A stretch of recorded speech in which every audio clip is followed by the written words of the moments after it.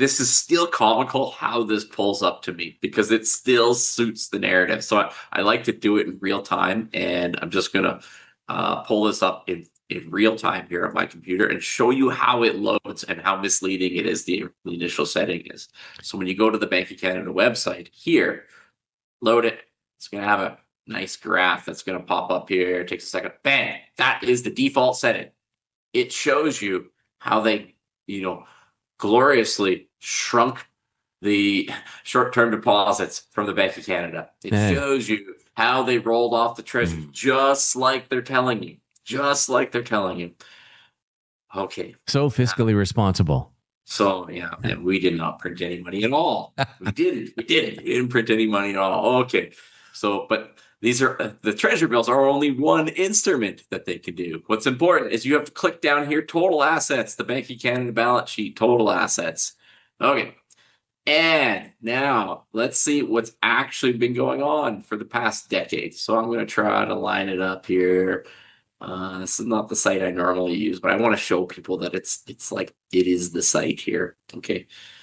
Here is the past decade. Forget about the treasury bills. That's only one asset they can buy. They can buy long-term bonds, they can buy real return bonds, they can buy mortgage bonds. Like that's one asset. Like money printing is when they print money and buy any asset. The Bank of Canada buys any asset. They literally print money to do it. And here's where we are. 10 years ago. Let's say right here. Okay, right here. $100 billion. The Bank of Canada had $100 billion in assets. Okay. Have they shrunk the balance sheet? Yes, they've shrunk the balance sheet. Okay. Have they stopped shrinking the balance sheet? Yes, you can see that they stopped shrinking the balance sheet. Somewhere in about fall of this year was the bottom at 220 billion, and now we're at 230 billion. But the key takeaway here is we went from 100 billion to 230 billion. Forget about tease all this out here, tease all the short-term intervention out. What we have here is 2.3x. We've more than doubled the size of the Bank of Canada balance sheet. Okay. So, and what that relates to is the money supply.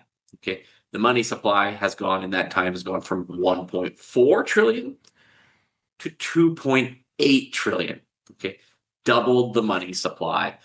That's how it works. It's not supply chains. It's not Putin's price hike. It's like they just want to gaslight you that was the problem. It wasn't transitory. It was the fact that they, 2.3x the size of the government's balance sheet. Okay? Because how does the government how does the Bank of Canada affect the money supply? It's like, well, they do so in kind of three ways.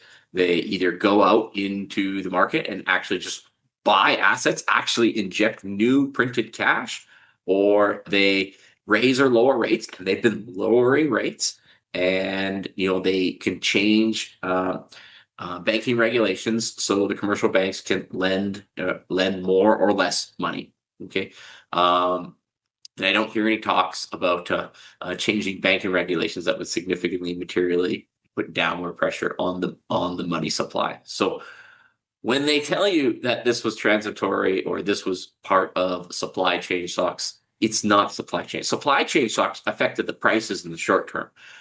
But when the value is elevated long term across all assets, it's real inflation. It's actual inflation. And inflation is a monetary phenomenon. Inflation is an expansion of the monetary base. And that's what happened. So that I would submit to you, Trevor, is lie number one.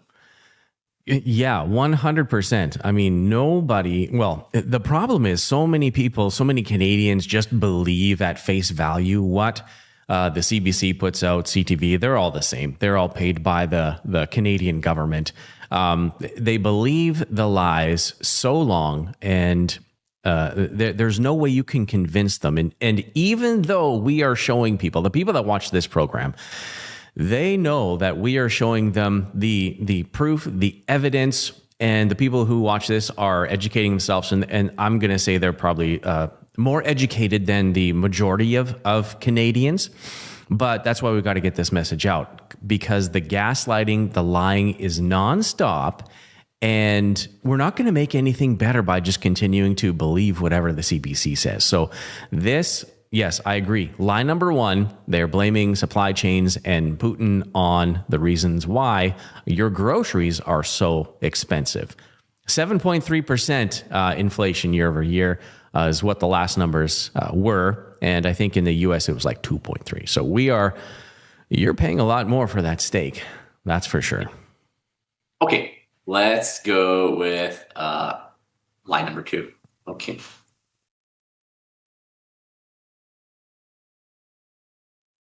Just weren't investing enough, growing enough, or producing enough. The cost of everyday items went way up and wages fell behind. That's what created the affordability problem.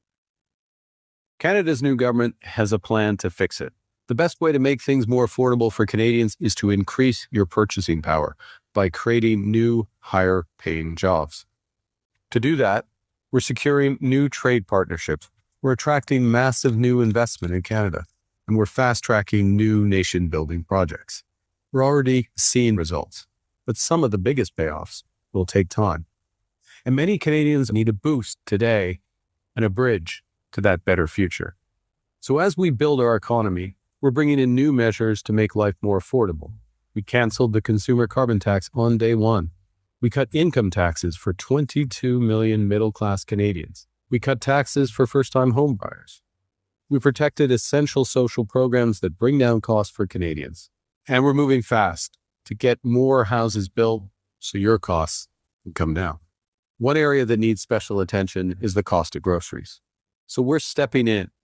Right now, a family of 4 receives about $1,100 a year with the existing GST credit. With the new Canada Groceries and Essentials benefit, that same family will receive nearly $1,900 this year and about $1,400 a year for each of the next 4 years. Now, if we keep increasing productivity, creating good jobs with better wages, in a few years, people's household incomes will catch up with their everyday costs. Until they do, we're putting more money in their bank accounts 4 times a year. We can't control the weather or what other countries do. We can control what we build, and we choose to build Canada strong. Man, there's a string of lies there. A whole string of... They could control the weather. I thought that was the point, right? I thought that was the point of the carbon tax, damn it.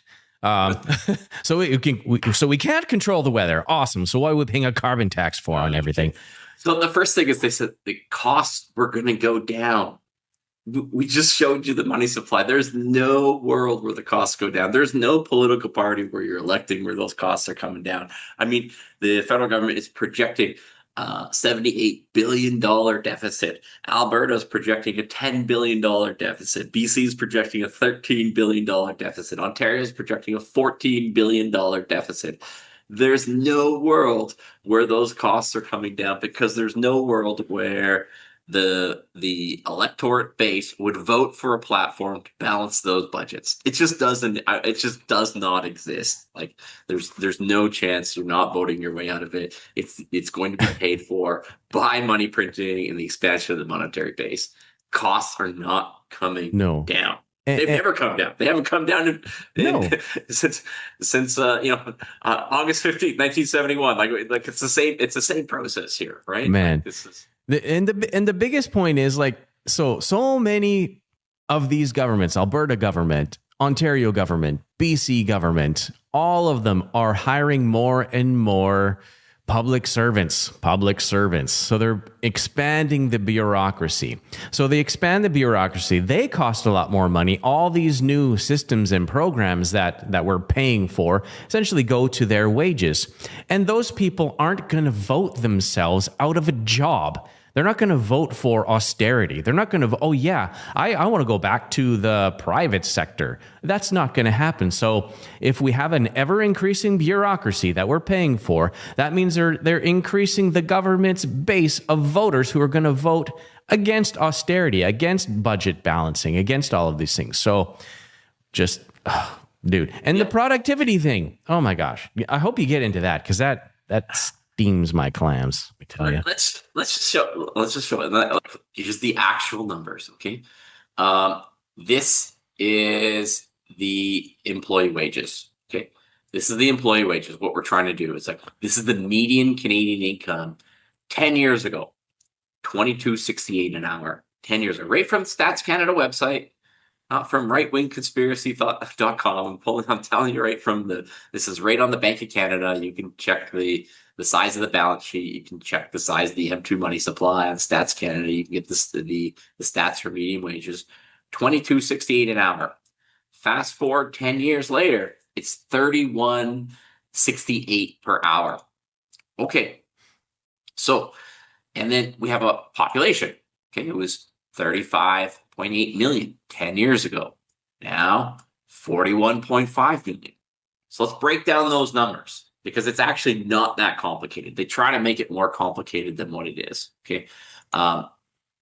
Really what we're talking about here is the money supply. We already know that the Bank of Canada's balance sheet goes up by a factor of 2.3x. It goes from 100 billion to 230 billion in a decade. Okay. And that relates to the money supply going from 1.4 trillion to 2.8 trillion. That is a 7.4% increase in the money supply. Okay. How does that relate to population? Now, if your population grew by 7.4%, maybe that would explain it. The population grew by 1.5%. It grew from 35 million to just over 41 million. So that's a 1.5% increase in population. Okay, so that means you should have a 7.4% expansion of the money supply and a 1.5% expansion of the population base. Well, that means wages, if they're keeping up with real inflation, should go up by 5.9%. The difference. What did wages actually go up by? 3.4%. They went up by 3.4%. and that's just like when in doubt, zoom out, people. This is exactly how the system is designed. The system is designed to take the money from the savers and the earning power of the wage holders and move it to the asset holders, to move it to the people who own the desirable assets. And that's where I just submit to you. It's like I think there's only two options there. Either Mark Carney doesn't understand it, the guy who was in charge of the Bank of Canada and Bank of England, and was the chairman of the board of Brookfield, or he knows exactly what he's doing and he's lying. Like, I really think it's kind of the binary. Now, what's my opinion? My opinion is he knows the difference and he's lying. Now, is that bad for someone who's a wage earner? Yeah, it is bad for a wage earner. Do we really think that we're going to increase that productivity? I mean, Canada has, I believe, of the G20 countries, we have the most of our wealth tied up in residential real estate, which is not a productive asset. Like it's by a long margin, I believe. So, and that's do I think that's going to change in a 4-year cycle? There's no way that changes in any 4-year cycle, regardless of who's elected. Okay. What's going to happen is they're continue to expand the monetary base to pay for these entitlements that people think are affordable when they're totally not affordable. I always go back, I joke about the old Scotiabank, the old Scotiabank commercials where they say you're richer than you think. I was like, no, they're actually way poorer than you think. We can't afford the current entitlements that we have in this country as it is, right? We just pay for it, basically devaluing the savings. So anything that's held in cash or bonds effectively gets moved to the people who own the desirable assets. And it also steals from your future earning power. Your wages will go down in relation to desirable assets. And I just showed median income. It'd be the same if I showed you. You can look it up, people, because some people they don't understand. But it's like it could be minimum wage, it could be median income, it could be average income, it could be top 1% income. Believe it or not, none of them will keep pace with desirable assets. None of those wages will keep pace with the desirable asset, because a disproportionate amount of that new money will end up in the hands of the people who own those desirable assets. Even if you gave it to them directly, even if you had direct stimulus, even if you send out $2,000 CERB checks, or you send out universal basic income, they're going to go and spend it on, like, they're going to go and spend it at the companies that are owned by the people who already own everything, or they're going to pump the price of actual assets. A disproportionate is going to go into that. Like, you cannot have honest government built upon dishonest money. You can't. If only we had a recent example of when we saw that happen. During the pandemic, that's exactly what happened. There were stimulus checks given out to a lot of the Western nations. And what did they do? We saw the largest wealth transfer in history, going from the populace to the multinational large companies, Amazon and the like. So people, what he's talking about is absolutely real. Another thing that I saw in there, Carney said something, he snuck it in there. Our new government is going to make these changes. Like, it's been the same government for the last 11 years. Like, holy gaslighter, my goodness. So, and productivity. Let's talk a little bit about productivity. Canada has so much wealth, but it's all stuck in the ground. We've got uranium, potash, oil, gold. We have so much. We got timber. All of that wealth is just stuck in the ground. And he's saying we're going to increase productivity by making deals with other nations. Like, how is that increasing our productivity besides bringing in low-income workers who are, getting subsidized by the taxpayer for these companies? This is, guys, it's complete gaslighting, lies. In my opinion, that's what it is. But do some research and listen carefully yourselves.